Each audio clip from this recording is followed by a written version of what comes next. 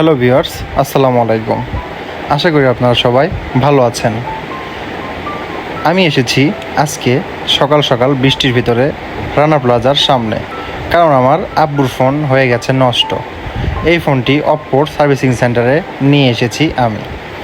অপ্পোর servicing সেন্টারে বসে থেকে আমি তাদেরকে আমার ফোনের সমস্যাটি বললাম এবং সার্ভিসিং সেন্টারের আশেপাশে দেখছিলাম।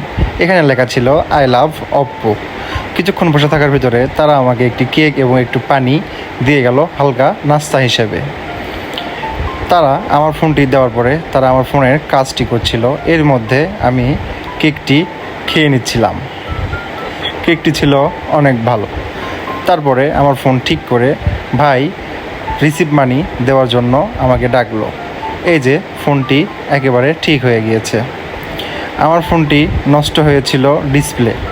আমি এখন ডিসপ্লেটি ঠিক করে চলে যাচ্ছি কভার কিনতে, কারণ আব্বুর ফোনের কভার নেই। কভারের দোকানে আসার পরে অনেকগুলো দেখলাম এখানে কভারের ছড়াছড়ি। তারপরে ভাই কিছু কভার আমার সামনে নিয়ে দিয়ে দিল। তার মধ্যে থেকে একটি কভার সিলেক্ট করে আমি বললাম এই কভারটি দিয়ে দেন।